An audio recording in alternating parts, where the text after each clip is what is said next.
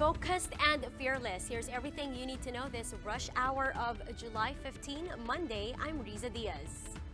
Kicking off today's rush with the Alliance of Concerned Transport Organizations, or ACTO, staging a protest action against the government's PUV modernization plan this Monday morning. Carlo Castillo is live at the Philcoa terminal in Quezon City to give us the latest. Carlo, kamusta na ang sitwasyon dyan? Sa mga oras na to ay hindi pa naman ramdam ng riding in public ang ikinasahang kilos protesta ng Alliance of Concerned Transport Organization o ACTO ngayong umaga. Sa bahaging ito ng Philcoa sa may Commonwealth sa Quezon City, bagamat makikitang medyo mabagal ang daloy ng trapiko, ay normal lang naman daw ito para sa isang umaga ng Lunes. Ayon pa sa mga mando ng traffic sa lugar, karamihan ay mga estudyanteng papasok sa paaralan ang makikita sa loading and unloading bay sa mga sandaling ito.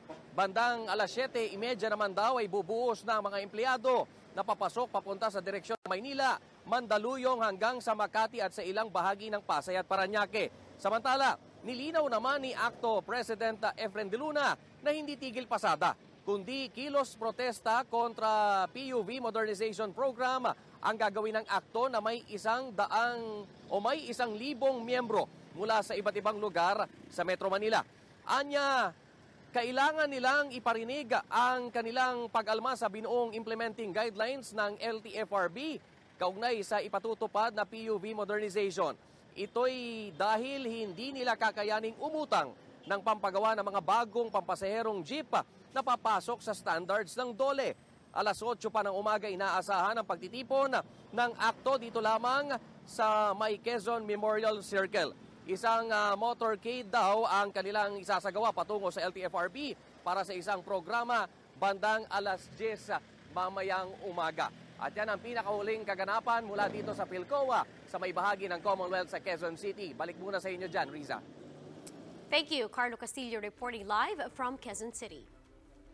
President Duterte lashed out on Iceland following the UN's decision to adopt the resolution seeking a probe on the human rights condition in the country. Duterte claims, how can Iceland relate if their only problem is having too much ice? Here's the report. President Rodrigo Duterte seemingly lost his patience on the issue of extrajudicial killings. He is now calling Iceland a fool for misunderstanding the situation in the Philippines. During the 28th anniversary celebration of the Bureau of Jail Management and Penology, the president spoke up about the resolution adopted by the UN Human Rights Council that is set to investigate the rising number of killings linked to his war on drugs. President Duterte said the situation in Iceland is different from the Philippines. Iceland, ano ang problema ng Iceland? Ice lang. That's your problem. You have too much ice and there is no clear day or night there. Parang alas 4 ng hapon ang araw pati gabi. So you can understand why there is no crime, there is no policeman either, and they just go about eating ice. Duterte points out that Iceland has no need for police to roam around as much because there is no crime there. At the same time, the president once again took a swipe at his critics, human rights groups, and detained Senator Leila de Lima, who has since been a vocal critic of the administration's campaign against illegal drugs, even behind bars. They don't understand the social, economic, political problems of the Philippines. At saka nakikita nila na dito ihulog.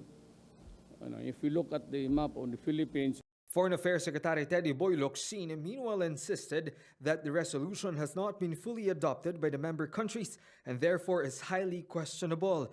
Locsin also mentioned the irony that some Western countries who have been known for some of the world's massive human rights atrocities are now leading the charge in persecuting developing countries allegedly for the same crime. Senate President Tito Soto meanwhile shares the same sentiment, saying the UN and other Western countries have no business with lecturing the Philippines on moral standards since they have committed, quote, hundreds and thousands of human rights violations on newborns alone. For News 5, Greg Gregorio, We are One News. With that Iceland resolution, it seems our country's top diplomat isn't all chill with the events that follow. The Philippine Star reports that Secretary Locsin has hinted at the country's possible withdrawal from the United Nations Human Rights Council. Locsin has said that, and I quote, temptation to walk away from the UN body is strong, although the country would continue to work with the Human Rights Council. Recall that the Philippines had also withdrawn from the Rome Statute that the founding treaty of the International Criminal Court effective last March. Justice Secretary Minardo Guevara has ordered the NBI to investigate the alleged escort services provided by some Philippine offshore gaming operators or POGOs to immigration officials at the NAIA to allow entry of illegal Chinese workers in our country. That's on top of the allegations that these POGOs also pay 10,000 pesos to each Chinese hire that would agree to work in the Philippines. Filipino Star ngayon reports that unlicensed POGOs conduct this scheme since they cannot obtain a worker's visa for their Chinese employees. And this one from Banat. Fire broke out at a residential area in Barangay Gunob in Lapu-Lapu City on a Saturday night, burning over 100 homes. Authorities had to seek help from firefighters from neighboring municipalities to put out the blaze, which started past 2 p.m. It was eventually put out 2 hours later. There were no casualties reported from the incident, although the victims are now in need of food and other relief items. Despite being modern-day heroes, OFWs face several problems even before working abroad.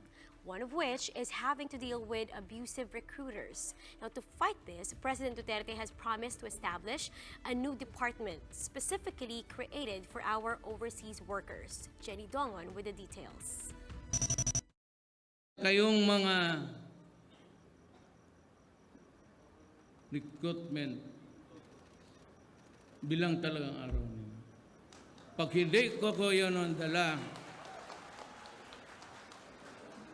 pag hindi ko kayo nadala sa usapan na maganda, brasuhan tayo. Pag nagbrasuhan tayo, kayo ang matatalo. That was President Rodrigo Duterte speaking during the Araw ng Pasasalamat for OFWs held at Camp Aguinaldo in Quezon City last Friday. His statement comes after receiving numerous complaints about abusive recruitment agencies in the country. And because of this, the President is now offering to deal with the agencies himself by creating a department focusing solely on OFWs. Kayong gustong pumunta ng abroad at ayaw ninyong problema na ito, pumunta na lang kayo sa akin. Kasi ako na ang magpatawag na recruitment yung mga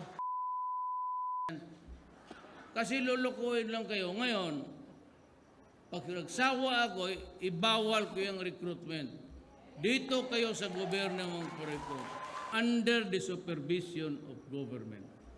At walang horrendous charges. Hindi ako papayag ng ganon. Pag natayo yan, The chief executive plans to roll out the proposed department by the end of the year. This means that anyone who will establish the agencies outside the department will be arrested.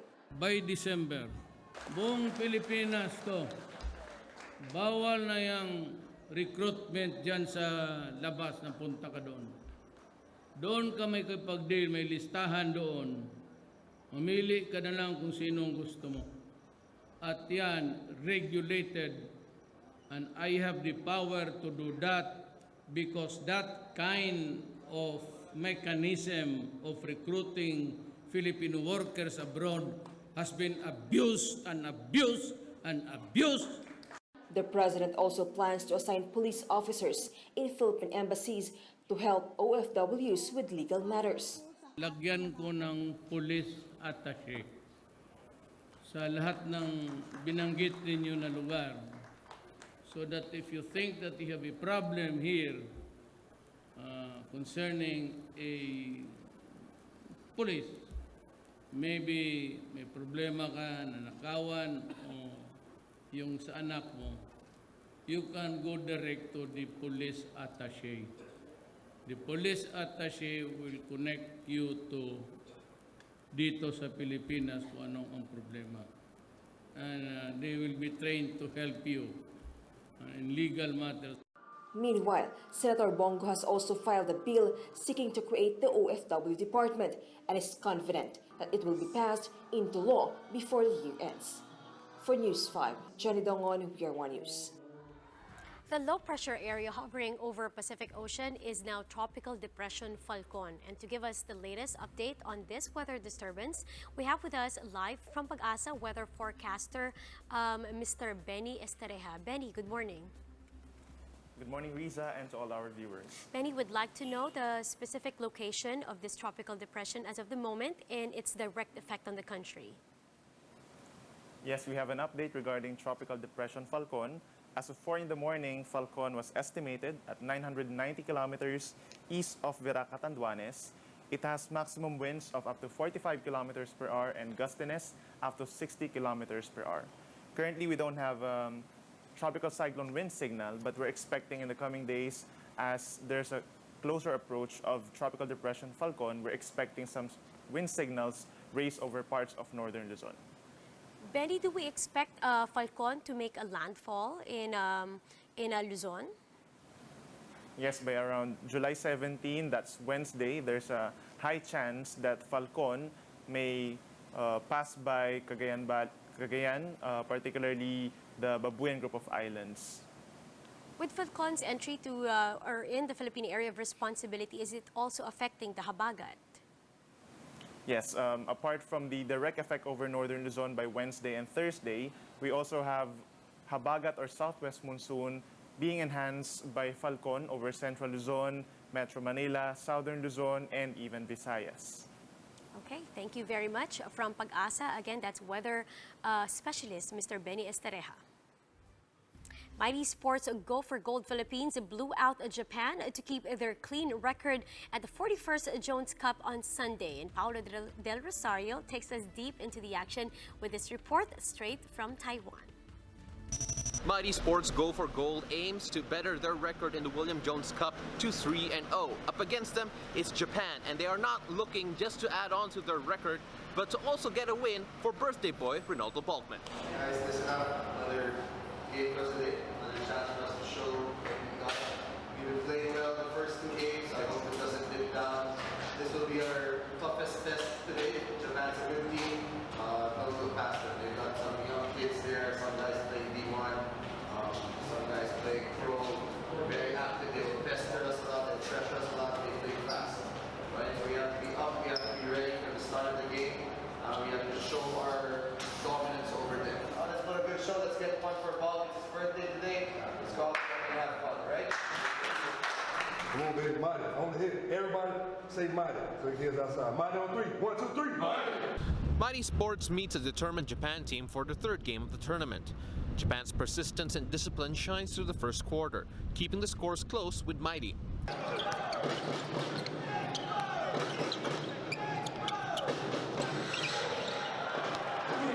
The Philippine representative doesn't find their rhythm, but still manages to take a 38-26 cushion going into the halftime break.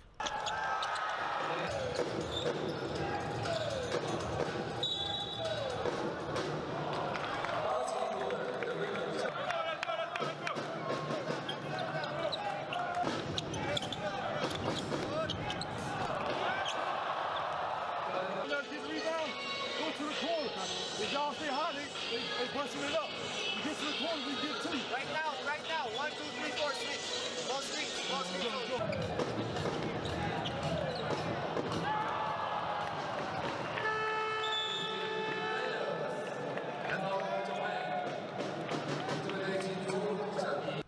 In the locker room, team captain Ronaldo Balkman and coach Charles Chu urges Mighty to play better in the second half. Play more athletic and play more physical now. Come on. Keep your head in the game. Don't worry about nothing. I mean 100% energy. We're only playing 80%. We're not going all out on defense. And it can't be. This is a good test. I'm actually happy we're being played like this by this team. All right, so we don't think we're on that. We're just back to earth a bit. This is a tough game, but we're still much better than this. We're playing like our C level. This is not our A game. We got to bring our A game in the second half, turn things up, bring more energy, right? The break lights a fire in Mighty Sports as they start to dominate the final 2 quarters. Come on now, finish. 1, 2, 3. Finish, let's go. Mighty blows out Japan 94-59 to maintain their perfect start. You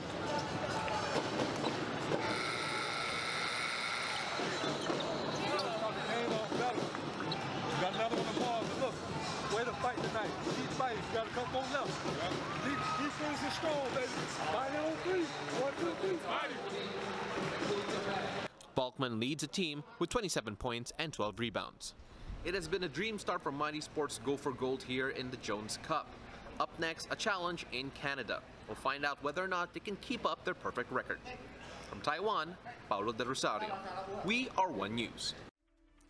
Less than a week until the Thurman fight, the former 8th Division World Champ fires it up on his last sparring day, showing doubters he is on mint condition. Mark Zambrano has the story.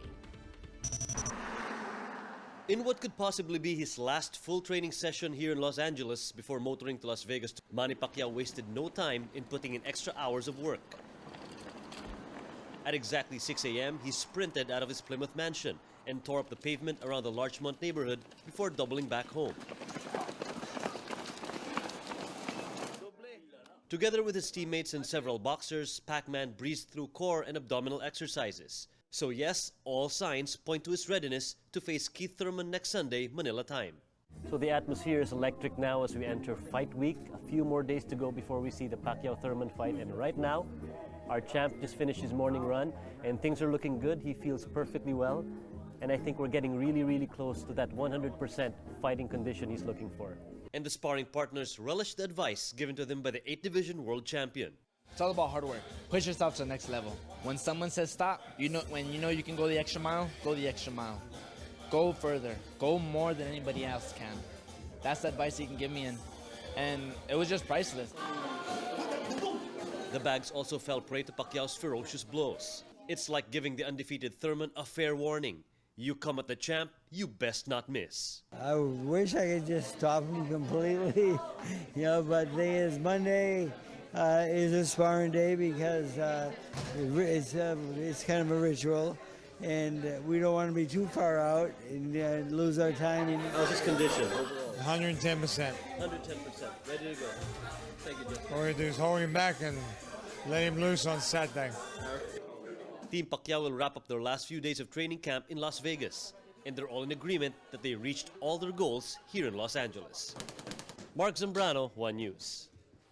And that's how today is shaping up to be. Join us again next time for another round of Rush. I'm Riza Diaz. We are One News.